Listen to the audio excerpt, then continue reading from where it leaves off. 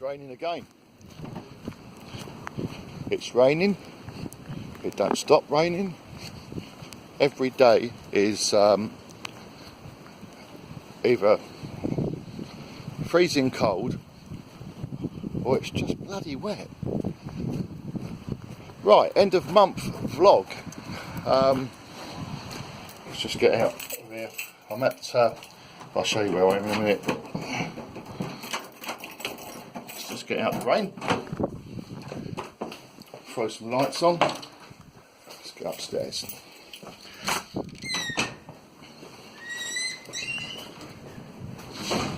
So a quick recap on the month and see what it's been like.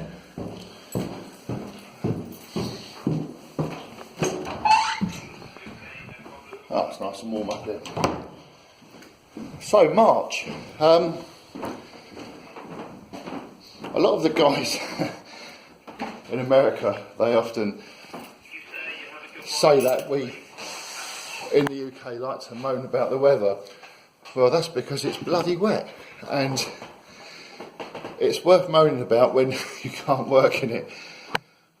Every day this month has been a fight to try and cut grass, and the normal cutting schedule that I would have normally achieved in, say, this month, I've probably done 3 days scheduled cutting. And last year I would have done every single day throughout March. If it wasn't for stockpiling non-grass relating jobs, it would have been a bad month. So it's certainly been an asset to me with other aspects of the job, and that's paid the bills this month. April, as we go into April, it's Good Friday today. As we go into April, it looks like it could be another wet month. So it's not looking too rosy, but it will eventually become warm. It has to at some point. And when it does, that's when we've got to make that green golden money. It will happen. Customers, I've lost a few this month, and that's through some customers passing away.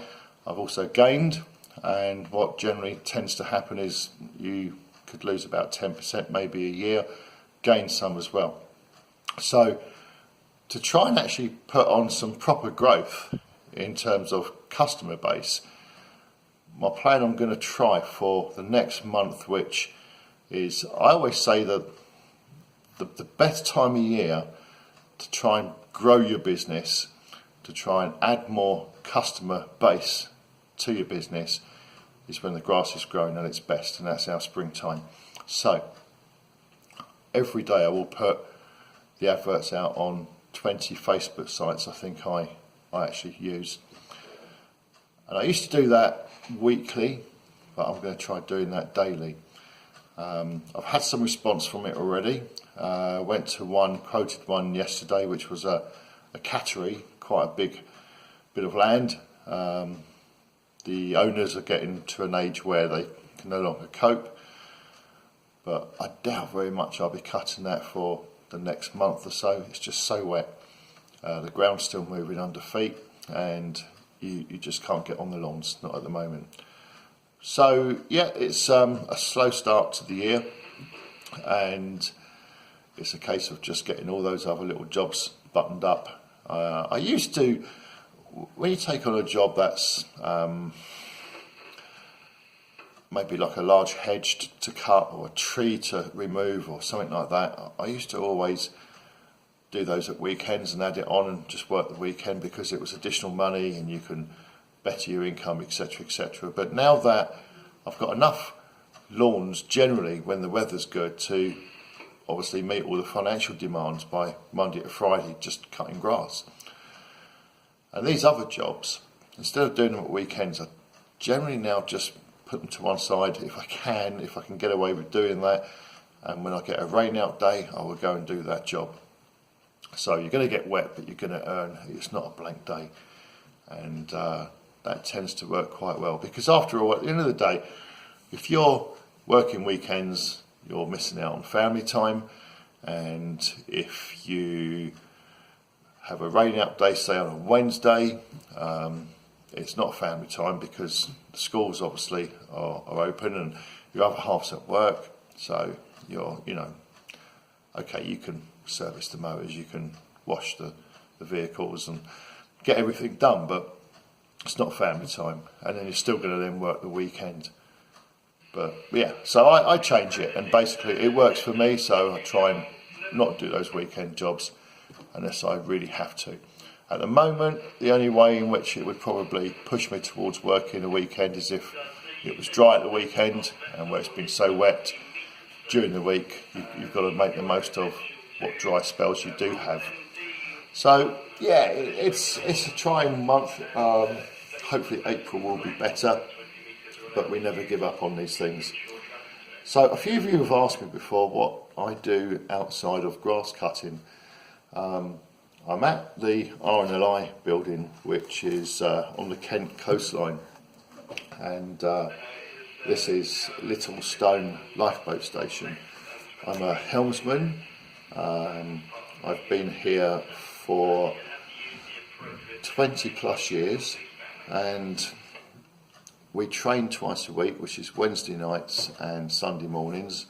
My fiancée Sheena, she drives the tractor and launches us out at sea, and she did all her qualifications for that over a course of about a year. We've got something like 30, just over 30 odd volunteers, which range from those that go to sea, those that effectively work on shore, getting everything ready, keeping the equipment right, and those that are in management. So it's a mixed band of people. I've done it, as I say, for over 20 years, and if you guys live nearby a RNLI station, we're in the UK, and you're fit and healthy and you can spare some time, it's a great cause. And it's something that really, it doesn't matter if you haven't got any past experience in any of the jobs that might be required within the station or your local station, because the training is just so good that they would obviously train you to take on any job.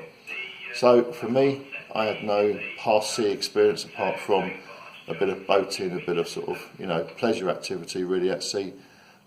Certainly nothing commercial. And my training has taught me that over the years. And we're on call 24/7, so as someone that's self-employed and works local, if my pager goes, then yeah, the mowers get left on the lawn and away I go. And it's got to be something that's probably, it's in your blood after a while, I suppose. But saving a life, bringing somebody back ashore that arguably wouldn't have made it, is a great feeling. So that's the end of my vlog for the month.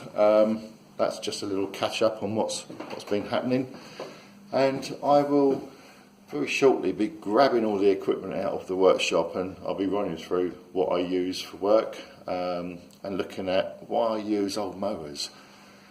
I've only ever bought 2 new mowers, which one of those, well, it wore out quite quickly, and the other one I still use for rough cuts. But I would say my mainstream mowers are all second-hand mowers.